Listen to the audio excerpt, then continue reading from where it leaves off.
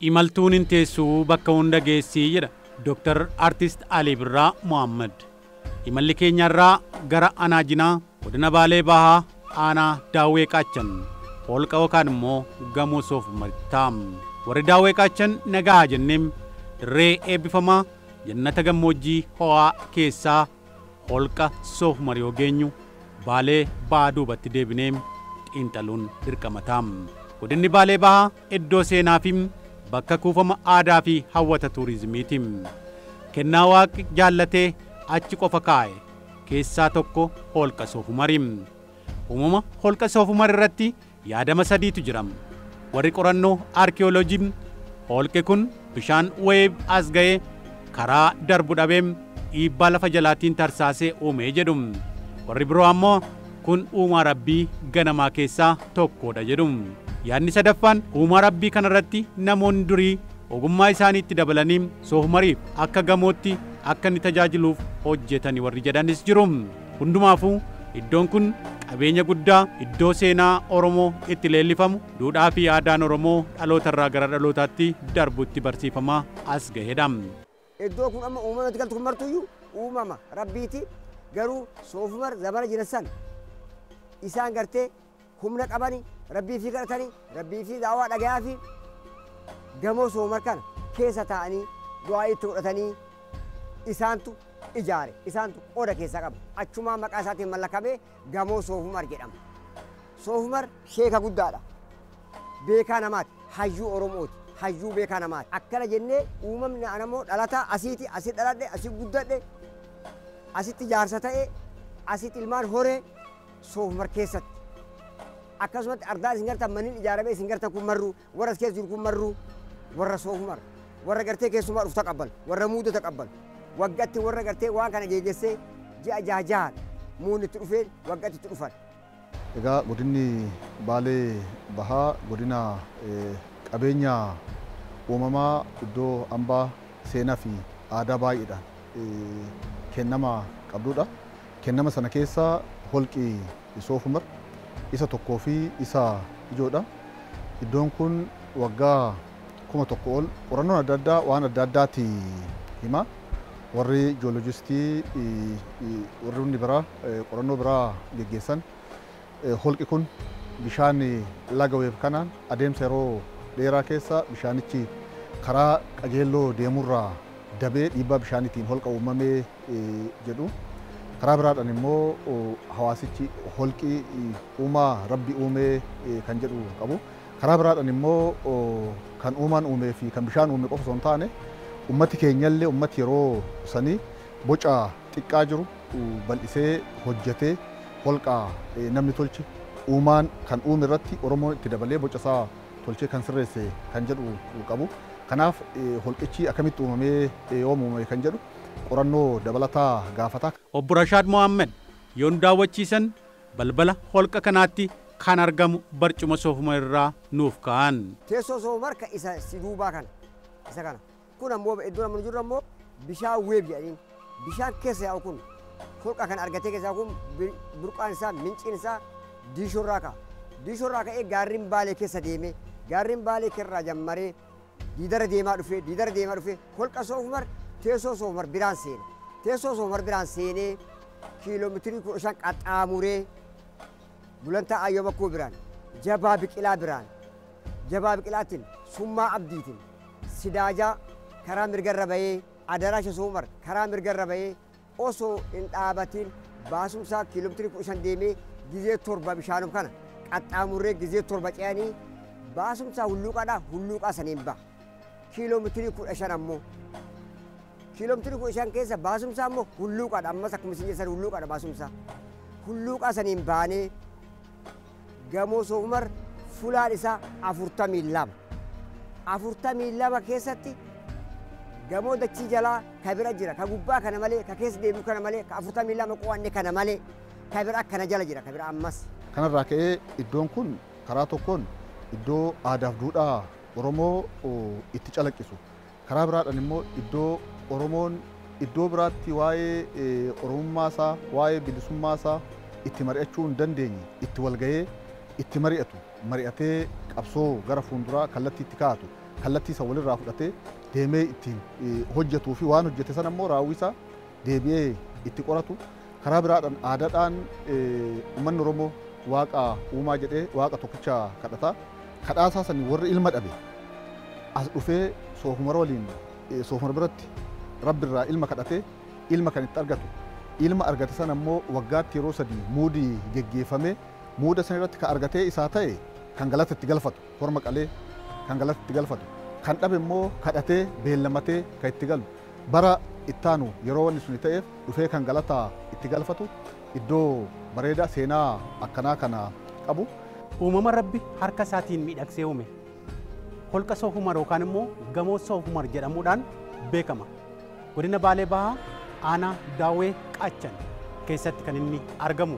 Egaa holqi kun uumamni isaa addadha. Keessumaa haga 1972tti qorannoo dhimmoota holqaa wajjin wal qabatee geggeessameen Afrikaa keessaa holqa baay'ee dheeraa fi dorgomaa hin qabne ta'ee kan galmaa'ee turedha. Egaa bara 1972 asitti Aljeeriyaa fi Maadigaskar keessatti holqoonni lama kan kiiloomeetira 18.4 fi kiiloomeetira 18.1 fagaatan argamaniitu jiru. Kanaaf yeroo ammaa kana sadarkaa sadaffaa irratti argama jechaadha. Egaa holqi kun asirraan laga kana qabannee yoo kan imallu ta'e kiiloomeetira 15 boodadha kan nuti ifatti baanu jechaadha. Lafa jala deemne.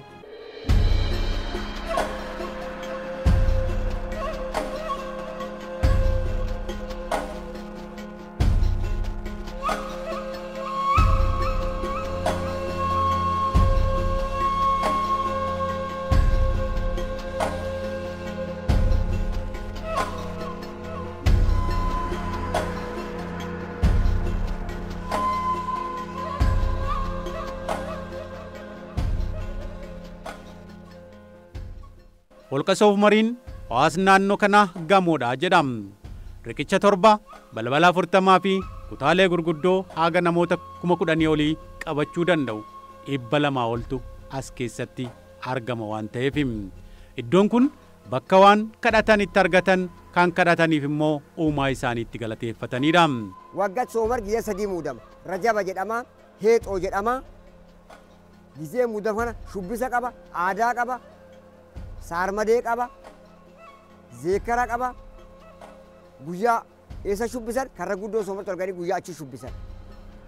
Maal kadhatan shubbisa kana keessatti aadaa fi geggeessanii halkan ammoo canaa abalqaasim jedhanii canaa abalqaasim shubbisan. Baaleen dhufa, Arsiin dhufa, Diidaan dhufa, Wallaggan dhufa, Jimman dhufa, biyya mara keessaa gudina mara keessaa dhufan bakkan. Maaliif dhufarree rooba kadhaa, nagaya kadhaa, beela kadhachuu. Rabbi bakka da'awaa namaa waan dhaga'uuf ilma kadhachuu, nagaa kadhachuu kanaaf bakka dhufan. Iddoon Soofumar Hulluuqaa jedhamu iddoo akkanaa kana of keessaa qaba. Kadhaa kana of keessaa qaba. Uummanni naannoo kana jiru kun holqa odoo hin taane nuuf gamoodhaa jedhu. Exactly gamoodha. Namni keessa isaa deemee ilaale gamoodha. Gamoo harki namaa tolche. Gamoo guddaa lafa keessa lagnis kiiloomeetirii dheeraa deema. Gamoon kunis keessa isaa kiiloomeetirii 15 seensa haga bahaatti dheeratu. Dheerina kana keessa seensarraa hanga bahaatti lagni weeb kan keessa taru. Keessa isaatti immoo holqi kun balbala 40 kan beekamu kan qabu. Kan hin beekamnee fi kan hin qoratamne kan irra hin gahamne immoo sanii ol keessa isaa kan jiru. Kanarraa ka'ee holqaa miti gamoodha. Gamoo Rabbi nuuf tolche gaafa jedhan qabiyyeen holqa kana isa sana hin dubbataa jecha. Sana in agarsiisa. Waayo bakko gulantaa qaba seensattillee gulantaa qaba seensattillee agarree baaramu uumeen fagoo keessa deemsattillee. Waayo bakko gulantaa qaba seensattillee gulantaa qaba seensattillee agarree baaramu uumeen fagoo keessa deemsattillee. Agarree baaramu uumeen fagoo keessa deemsatti jechuun ijaan agarree keessa deemne fagaanne hulluuqaan baane. Maddeen gurguddoo paarkii biyyoolessaa gaarreen Baalee naannoo Saannatee jalaa maddan keessaa tokko laga Weeb. Lagni kun aanaa Diinshoo keessa darbeetuyyuu keessumaa aanaalee gammoojjii kana keessa qabatee dhufe as keessa darbeetu kan inni holqa kana keessaan yaa'ee darbu. Bishaan kun egaa yeroo holqa kanaan ala jiru asaasaa sagalee kennaatti kan inni adeemu. Gaafa dhufee holqa kana seenu garuu callisee holqa kanaaf innis waan uumamni itti hime kana ulfina kenneefiitiyyuu sagalee isaa calliseetti kan inni as keessa imalee darbu.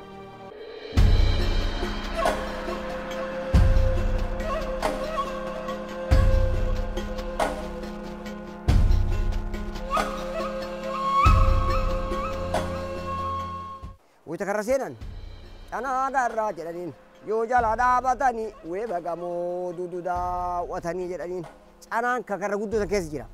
Weeba gamoo duudu daawwatan jechuun bishaan kana asiin gamootti gala asiin gamoo seena. Canaa gaarraa jedhanichi shubbisaniitu yoo jala dhaabatanii weeba gamoo duudu daawwatanii jedhaniin marcumaan kanaa miree weeba gamoo duudu daawwatanii kun amma weebni gamoo duude yoo alaatu jedhe nammallee duba zeekaree namichi yoo alaatu weebi yoo wal tabsiisa yoo gamoo seenu haasawa dhiisaa jedhanii yoo alaa kun hin waca dimxii isaan dhageetta yoo gamoo keessa seeni ammoo hin dhageet dimxii isaa yoo alaatu weebi yoo wal tabsiisa yoo gamoo seenu haasawa dhiisaa jedhaniin akka ziikar soofumar simanni nama dhufeessa simataniin akkas. Ajaa'iba rabbiin lubbu qabeeyyiin martuu iddoo ulfinni barbaachisutti ulfina kennaa adeemuusaa kan agarsiisudha. Soofumariif Sheekanaa Huseen abbaa amantaa Islaamaa ta'anii dabareedhaan walitti dhufanii bakka kanattis wal argaa turan jedhama. Teessoon kun eessarraa jettee fuulaa gara caalusaniin baasuma qaba. Baasuma san irratti bahanii gubbarra yaabbatanii akka teessan gubbaa ta'anii rabbii fi kadhatan. Rooballee kadhatan, nagaallee kadhatan. Soofumar aadaa lama qaban. Quraanlee qaraasan. Sheekanaa Huseen waliin kadhatanii jamaa isaanii ta'anii waliin deemanii quraana walirraa baratanii wal qaraasanii as kaulaa garanii isaan illee achitti dhufanii ta'an sidaajaas keesseen garsiisan. Kun ammoo gubbarra gizee ta'an san marcumaa isaaniiti.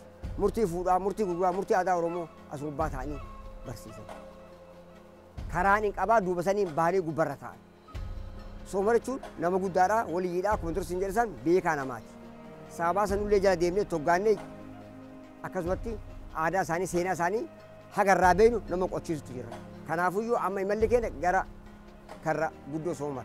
Yommuu seenaa bakka kanaatti deebinu Soofumar hayyuu Oromoo waan fuulduratti dhufuu danda'u raagan Oromoon tokkoomnaan diinaaf sodaa guddaa akka ta'u kan dubbachaa turan Oromoon eenyummaa isaatiin boonuu akka qabu kan barsiisaa turan seera ittiin bulmaata sirna gadaa eeguu akka qabanus kan gorsaa turan gamtoomee daangaa lafasaa eeggachuu akka qabullee nama gorsaa turanidha jedhama. Kanaaf kallattii arfan Oromiyaarraa waggaatti yeroo 3 deemanii isaan zayyaru. Leellisaas turani. Turizimiin industirii haara hin qabnedha.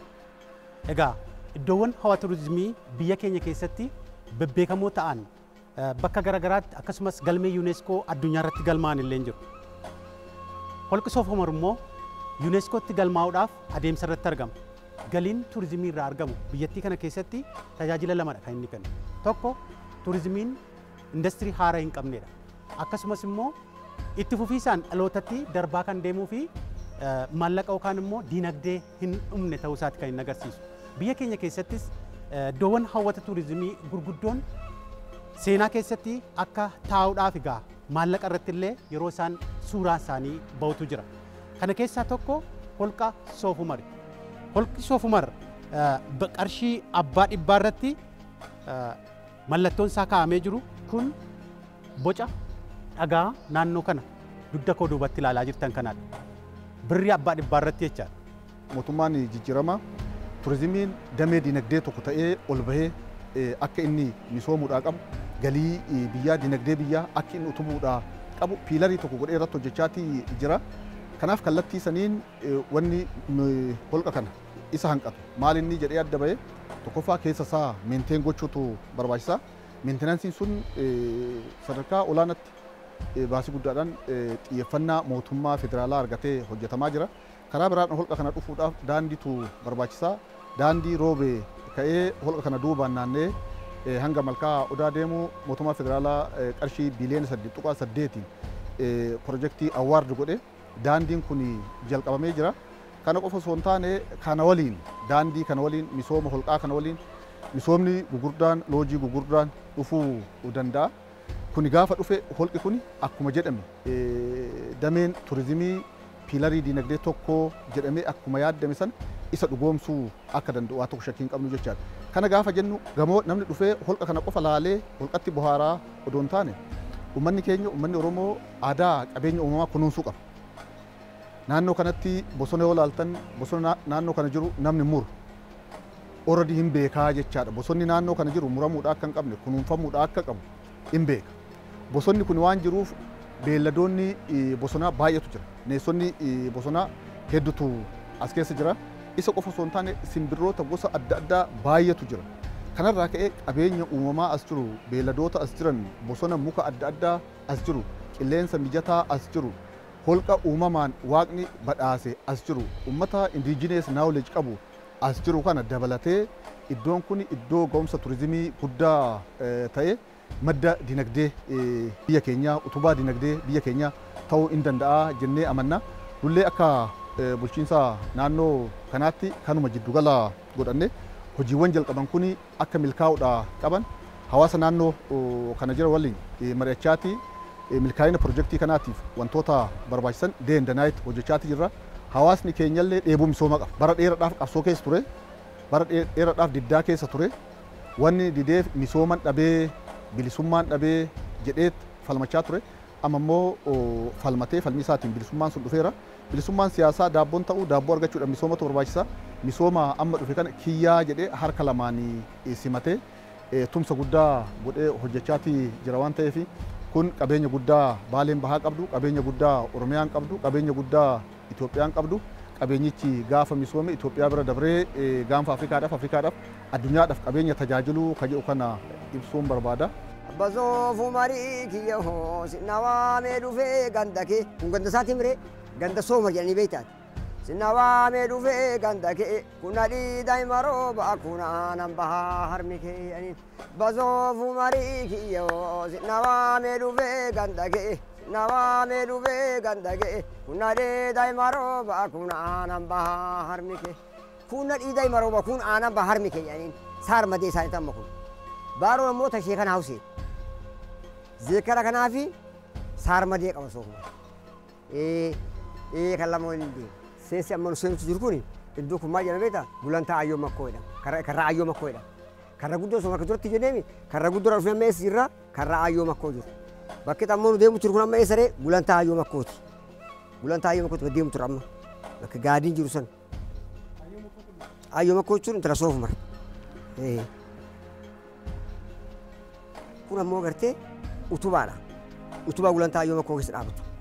Inni kun amma. Iddoo namni jiru kun ammoo iddoo gaadiin jiru iddoo amma nu deemu turru kan. Iddoo gulantaa Ayyoo Makkoodha.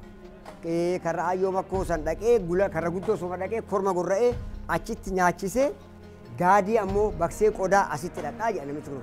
Kun amma gaadii gogaa san irraa baqsan hidhatan san. Inni kun ammoo gaadiidha laal. Teephaadha. Korma gurraan san asitti gaadii kan hidhatan. Gaadii hambaa seenaa warra dura. Akka seenaa san nama dhufu san maraa nyaachisanii quubsanii as dhufee ammoo haajaa sun haa ta'ee gaadii kana asitti hidhachaa ture namni sun gaadii kana. Hidhata gaadii ture. Ammoo Ayyoo Makkoo gulantaa qaba seensattillee agarree baaramuu uumeen fagoo keessa deemsattillee. Baaramuu uumeen fagoo baay'ee dheerata keessaa yoo deeman jecha isaati hiikoon isaa. Ulaa Soofumarirraa gara gulantaa Ayyoo Makkootti tarram. Ayyoo Makkoo intala Soofumarii jedha. Seenaan argaa dhageettiin. Fullee Raadaa kan ishee Abdullaahii Weebiyyoo keessa Beektullaahii kan jedhamu immoo bakka kanadha. Iddoo amma jiru kun iddoo Fulee Raadaa jedhama. Fulee Raadaa jechuun qaama mul'atu kana. Fulee Raadaa kun raada dur zamana sooma jiraa san horii gizee san jiru. Raada fulee buteeoo dalanaa weeba addaan kuteeoo. Raada san asiin butanii dhagaa taatee qirtsiinisii asirratti haftee inni mul'attee maan ishee garsiisa. Raada fulee buteeoo dalanaa weeba addaan kuteeoodha. Iddoon kun ammoo jabaa biqilaatii fi Fulee Raadaa iddoo lamaan. Fulee Raadaa sun gubbaa ammoo bakka qubatatu jira.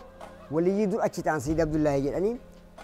Raada Fulee Raadaa tashee Abdullaahii Weebiyyoo keessi Beektullaahii jedhani. Fulee Raadaa tashee Abdullaahii Weebiyyoo keessi Beektullaahii jedhani. Fulee Raadaa tashee Abdullaahii Weebiyyoo keessi Beektullaahii. Weebiyyoo keessi Beektullaahii jechuun beektii akka beektii gamaa sanitti soofumar akka itti qabatanii warri zeekaru akkas jedheen waliyyoonni dur as ta'anii shubbisan sun nullee achumarraa dhageenye seenaa kana akkasuma qo'annee jararraa isii qo'achiisutu jirra akkanatti amma gara Jabaa Biqilaa deemna. Sheek Abdullaahi Biyyoo Geessi Beeytullaahi. Misooma holqa soof mariif mootummaan xiyyeeffannoo kennee hojjechaa jiraachuun haamilee guddaa nu keessatti horeera jedhu obbo Rashaad. Hagas hawaasni waan itti gammadu bakki amma jiran kun kalee waan dhukatteef waan hin mul'atiniif har'a dhufanii mangistiin amma jiru Dr. Abiy bareedan jaalala namaa qabu namni isa jaalatu dhufee guddina Baalee dhiyaarraa Baalee bahaa Odaa Roobaa keessatti guddina Baalee bahaa aanaa Daawwee Qaachan holqi Soofumar keessatti argamu gamoo Soofumar keessatti argamu warri sun marruu itti gammadee warri biyya bulchu marti isaatiyyuu dhufee bultii 15 bultii 5 bultii 10 wal ergee hujii kanaaf jajjabeessa haa jajjabeessinu jedhee nutti haasa'ee nu gorsee asheetun gizee mara as deddeebi'ee woo ofii ammoo waltajjii biraa qabate hujii biraa qabate nama biraa bakka bu'aa ergatee guddinarraa aanarraa ganda Soofumarraa gandi Soofumarlee bulchiinsa qaba bulchiinsallee martuu wal gargaaree waan kana itti gammadee hawaasni biyya kana jiru marti isaatuyyuu kan duraan asiin dhugu akka dursan asii yaanu jedhee karaa biraatiin bishaan baafatee kan dur bakka sana horii waliin baafu namni waliin baafu gammachuu isa irraa dalagamuurraa namuu itti gammadee biyyi kun guutuun gammachuu irraa bakka biraatu bishaan baafatee Soofumar dhaqanii ilaalan malee gammachuu kanaa olii waan nuuf dalagamu kanaa olii jiru jedhanii itti gammadanii isaan irraa godhanii itti gammaduutu jira. Gammoojjii ho'aa guddaa qabu keessatti bosonni dhagaa irratti biqilee bonaa ganna lalisu yoo argitan dhugumaan bakka eebbaa ta'uusaa ragaa baha. Uummanni keenya uummanni Oromoo aadaa qabeenya uumamaa kunuunsuu qaba. Naannoo kanatti bosona yoo ilaaltan bosona naannoo kana jiru namni muru already hin beekaa jechaadha. Bosonni naannoo kana jiru muramuudhaa akka hin qabne kunuunfamuudhaa akka qabu hin beeka. Bosonni kun waan jiruuf beelladoonni bosonaa baay'eetu jira. Bineensonni bosonaa hedduutu as keessa jira. Isa qofa osoo hin taane simbirroota gosa adda addaa baay'eetu jira. Kanarraa ka'ee qabeenya uumamaa as jiru, beelladoota as jiran, bosona muka adda addaa as jiru, qilleensa mijataa as jiru, holqa uumamaan waaqni badhaase as jiru, uummata indigenous knowledge qabu as jiru kana dabalatee iddoon kun iddoo ga'umsa turizimii guddaa ta'e madda dinagdee ta'uu danda'u qaba jennee xiyyeeffannoon hojjechaa jirraa jedhu obbo Isheetuu Baqqalaa. Iddoon seenaa kun iddoo lammiileen Itoophiyaa guyyaa guyyaadhaan daawwatanii irraa seenaa baratanidha. Gamoon Soofumar akka isin agartan kan nama gammachiisa. Kafuukaa osoo argin du'e azala rabbiiti tara innu amma ammoo midhaagaa jira. Aadaa Oromooti, aadaa Oromtichaati, aadaa warra seenaa qabuuti, aadaa warra waa barateeti. Iddoo bareedoo waan ta'eef ka barate barsiisuu kan barateen barachuu dhufee ilaaluu. Kutaa Jabaa Biqilaatti kaartaa Itoophiyaa dhagaarraa yeroo lafti kun ititte achi taa'ee jiru argina. Kaartaan kun yeroo keessa Eritiraan irraa cittee osoo hin taane guutuu ishee agarsiisa. Yoo gubbaadhaan asii gad ilaaltan garagalee kaartaa Afrikaa ta'a. Bara dhagaan kun as taa'e biyyoonni Awurooppaa biyyoota Afrikaa kana hin cicciranne waan ta'eef Itoophiyaa guddittii sabni Kuush keessatti wal hore ta'uusaa mul'isa. Kaartaa amma naga'u namatu bocee as kaa'ee osoo hin taane rabbitu seenaa kana harka isaatiin bocee eebbisee as kaa'ee jedhu maanguddoon argaa dhageettii. Sheek Abdullaahi Biyyoo Geessi Beeytullaahi.